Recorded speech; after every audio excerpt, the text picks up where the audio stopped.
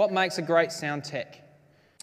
You know, this is what I teach our guys at our church in our tech team, and we do it across the board with musos, with anyone serving in any part of our team.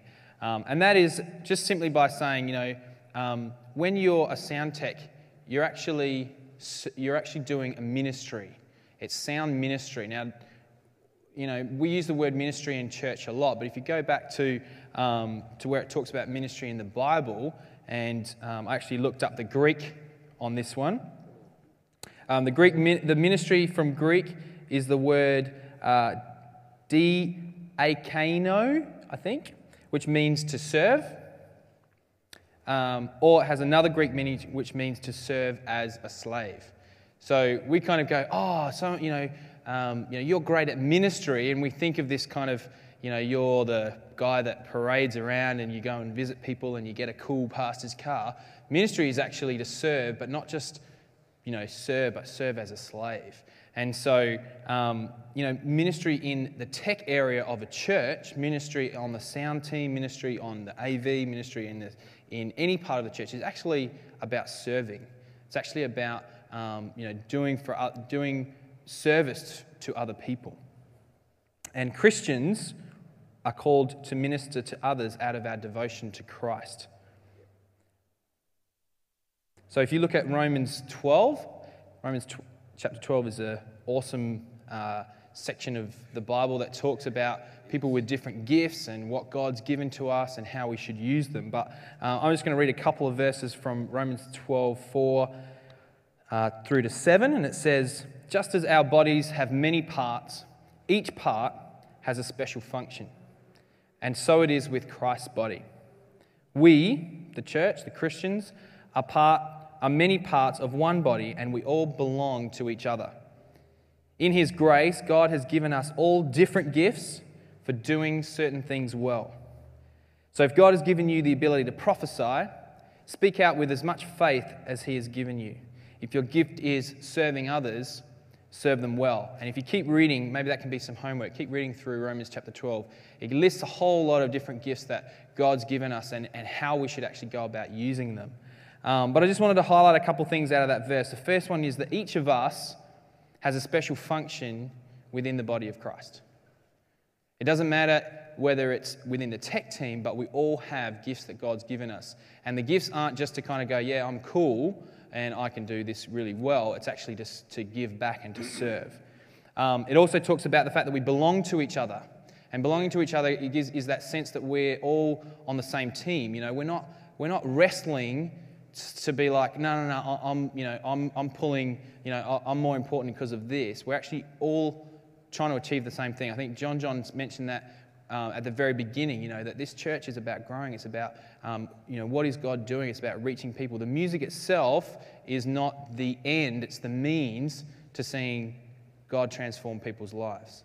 Tech is not the end. It's the means to which God can move through worship, through the preaching, through whatever happens in church. So it is really important, but it's not the end of your journey of serving.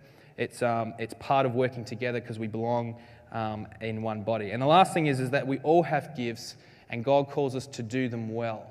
And that kind of speaks a little bit of excellence. So if you look at Colossians 3, there's another awesome verse about serving. Colossians 3, 22 to 25. It says, "Servants, do what you're told by your earthly masters. Don't just do the minimum that will get you by. Do your best. Work from the heart for your real master, for God, confident that you'll be paid in full when you come into your inheritance. Always keep in mind that the ultimate master you are serving is Christ." Always keep in mind that the master you are serving is Christ. What does that look like for a sound tech? What does that look like for a muso? In the NIV it says, "Whatever you do, work at it with all your heart as though you were working for the Lord." And I was trying to think of an example. You know, in our culture, in our day and age, we don't really have this idea of, you know, of kings and you know, total, I guess, loyalty to a king and that sort of thing. But you know, the Bible talks about serving in that sense where we're serving a king. We're serving someone great. And in Bible times, if a king came to you and said, I want you to do something for me, just maybe it was like, I want you to build me a chariot. Like, they just rang you up on your mobile one day and, dude, you need to build me a chariot. You wouldn't just slap together like just some crusty old thing, would you?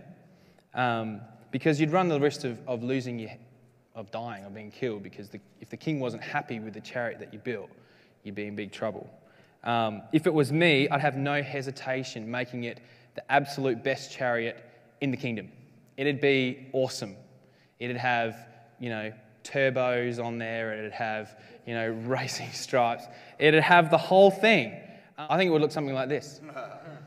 Nice. We would do our absolute best, would we not?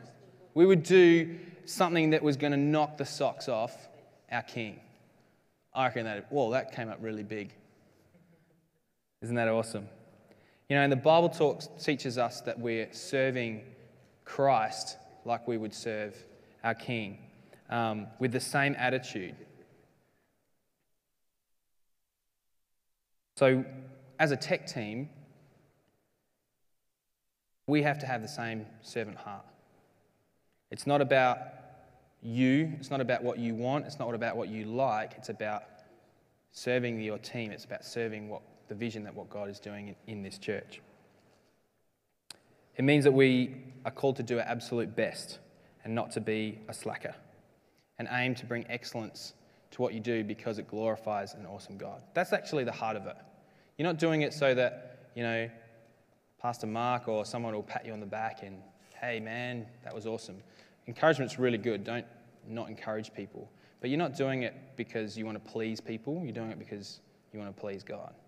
And I would say one step further, what pleases God is his kingdom being built. And tech supports what goes on in this church to bring people closer to Christ. Yep. And that pleases God. Yeah? All right. So, there are three things that I've, recognised over the years of doing audio and tech at our church. And they come under three skill areas that, they're like three strands that cannot be broken. Love, joy, peace. No. There are three things that you can't have them out of balance. If you have too much of one and not enough of the others, you need to think about how you're going to work and improve the other areas. And these three skill areas are technical ability. I think someone mentioned that before. Knowing your tools. That's part of the first one, by the way. Second one is people skills, learning to communicate. And third one is audio skills, learning your craft. I think all of those were kind of mentioned generally when we had that brainstorm a few minutes ago. So I want to just talk for a couple of minutes about each one of those and give you a couple of my thoughts about why I think these are really important and why together as three skill sets, they actually make up a good sound tech. So the first one, your technical ability, knowing your tools. It's pretty simple. If you're going to be good at a trade, then you need to know the tools that you're going to be working with. I remember I'm a video producer, and about 2 or 3 years ago, I went and bought an SLR camera, which does video. And but previous to that, I had just a normal video camera, professional video camera that we'd use for filming stuff. And so I had to shift. I basically changed tools. It was like picking up a totally different tool to do the same job. And I struggled for probably about 6 months, a year, adapting to the way that an SLR would film the same things. Everything's in manual, there's color control, everything, controls are different. But after a while, after I developed my ability and my skills in using that tool, I was able to produce even better footage and projects than I was before. And that's kind of an example about how important it is to learn your tools. That's what a training night tonight's about. That's what ongoing training for you guys in terms of getting your hands on and serving and learning and asking questions and getting better at knowing your tools is going to ultimately help you be a better sound tech. So I've got a couple of points here. I don't think they're up on the screen. Just how can you improve in this area of knowing your tools. I think the first thing that you can do is to watch and be really observant. Whenever I'm learning something new, I'm always watching whoever I know knows what they're doing. And I'm like sussing out it, and I'm asking them heaps of questions. So the second one is ask a lot of questions. It's knowledge is not so much, you just press this. Like, I know that we've been teaching you kind of how to plug in stuff, but you notice that I tried to help you understand the process of it. Why is it that we use a DI when we're not using a mic? Because understanding is actually better than knowledge. Understanding backs up. So you can apply understanding to other areas, not just that specific thing. I can apply my understanding of an analog sound desk to a digital one. I need to improve my skills on actual where the buttons and how I get to those same things. But it's my understanding that helps me adapt to that technology. So you need to ask lots of questions. Find out why. What? Why does that do that? Or how does that do that? I'm a big how person. Third thing is get hands-on practice. Use it as much as you can. Even if it's sort of just come down on a Thursday night to music practice and ask Mitch if you can do a front of house mix, or come along even if you're not on the roster and just help out. Get as much hands-on as you can. Will accelerate that knowledge of your tools. And I guess I mentioned it earlier. Never think that you know it all. There's always more to know. Technology is always going to change, so even from that point of view, but just be willing to know that, I've been like I said, I've been doing this business with video production. I've been doing it for over 10 years, and in the last year, I feel like I've learnt more new stuff about how to be a better video producer than I have in the previous 9 years.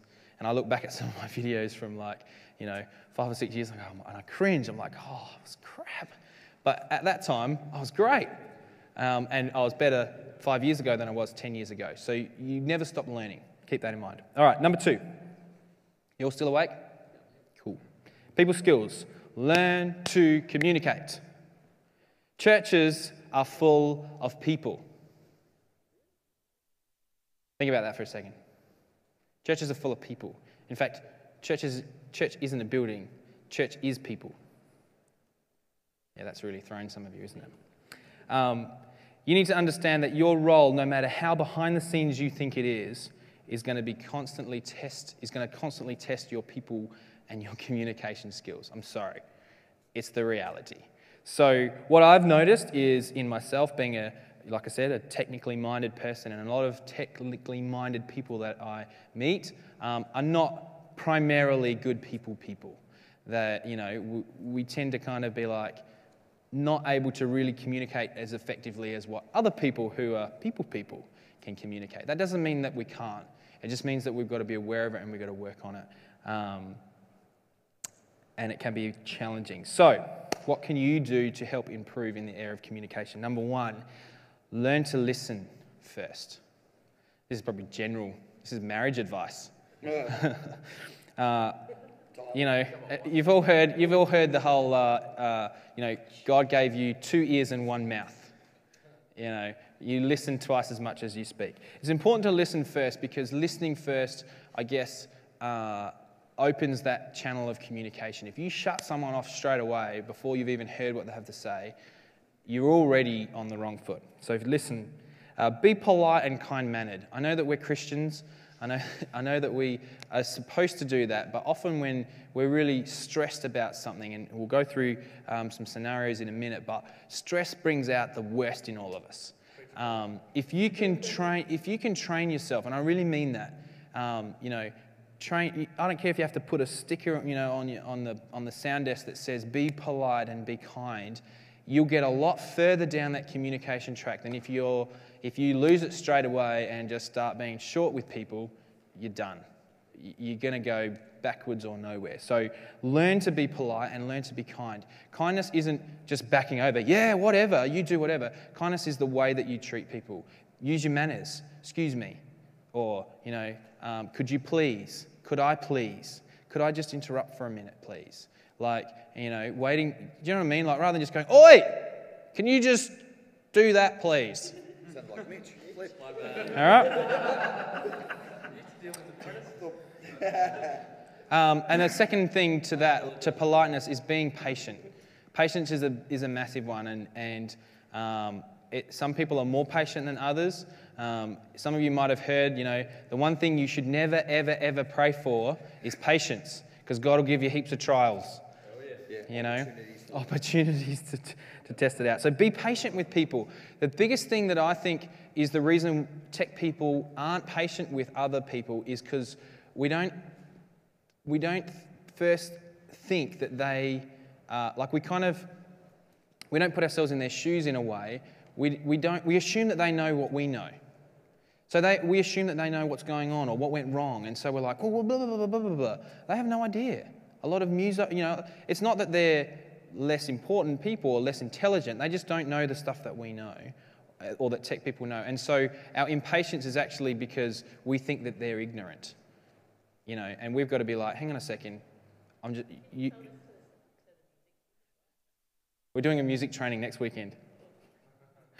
Not really. So yeah, I know it works both ways, but we can always start being kind and patient.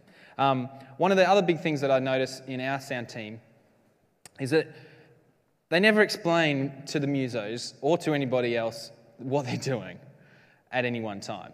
And that can get really frustrating. So I would say, if you need to make a change for some reason, or if you're doing something and somebody interrupts you, explain, I've written it down here, explain what you are doing or what you are trying to do or what you are going to do.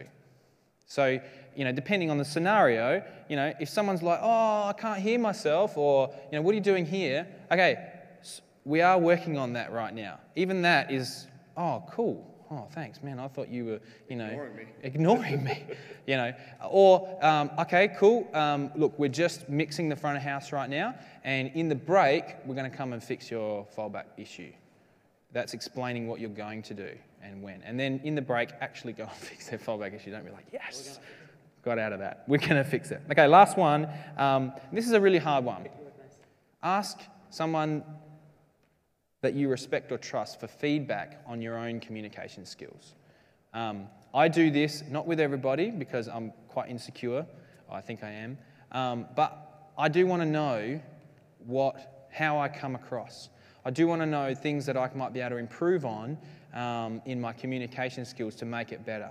And so when you ask people that aren't going to just cane you, and the reason you need to respect them is because if you ask somebody that you don't respect and they tell you the truth, you're going to ignore it anyway. So you want to know the truth, but you want it from somebody who you respect and who's not going to just go, yes, see you later, give you a big kick up the bum, unless you really need a kick up the bum, in which case, take it on the chin and toughen up. All right, last one. Audio skills. Learn your craft. How are we going for time? Cool. One thing I can't stand is bad print design. Drives me up the wall. If I see a photocopied flyer in a church hall, I start to get cranky. Anything with multiple fonts or word art makes me really mad. Why? Because I am a designer. I do design myself. I've done it for years, and it's something that is a skill of mine. Your job as a sound tech is to hear when things don't sound right and to want to fix them. Okay? Now, you might not be at that level right away, but what I'm saying is think about the things that you really love and you know you know more and more about, and all of a sudden, and it's really hard not to get really super critical, so I don't recommend just being on your own high horse and like, oh, that sounded crap, and oh, I couldn't believe that. Look, if something sounds good, give it the credit it deserves. I'll walk into our church on a Sunday and, man, that sounds great. Dude, you're doing an awesome job. Or, oh, all right, after the service, man, you needed to turn that down a little bit. So, it's about your, it's about wanting to make it better. It's about being kind of passionate about it in a way. And so your audio skills and your kind of the direction that you start to take to learn your craft is about that approach. You have to care enough about it to want to actually learn how to fix it. I remember sitting in a recording studio and the audio engineer, who's a friend of mine, was editing some audio tracks that he had been recording, and I couldn't believe he could hear in the audio track recording saliva clicks in the singer's mouth. Yeah, I hate that. And he would play that clip over and over again, and I'm like, I can't hear it. It just sounds like an... And so he would zoom in and he would remove that audio click. Now, he'd been doing that for 20 years. My point is this. That's a lot of experience to get him to a point where he can hear someone's saliva clicking on the bottom of their tongue when they're singing a song. Now, I don't suggest that we're all going to get to that. Yeah, just do it for a few minutes. But we can all improve. Do you know what I mean? Does that make sense? Like, yeah. That's a craft that he's honed in on quite ridiculously, but that's his job. I mean, he's an audio engineer. It sounded like that. I didn't say that the singing track was a gorilla singing, but yeah, never mind. Okay, so last bit. What can you do to improve in the area of learning your craft? Well, I would say ask someone experienced to teach you everything that they know.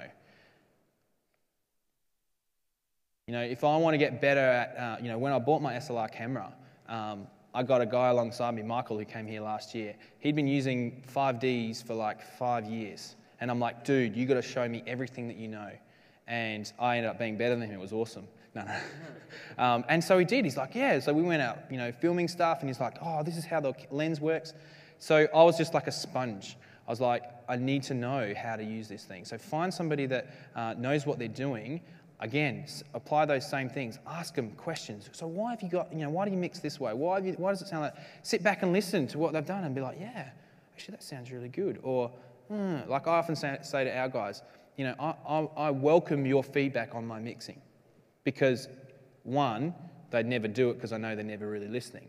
But two, if they actually sat back and listened and started saying, man, yeah, I really, that was good, but I thought maybe this singer could be a bit louder. I'm like, you're getting it.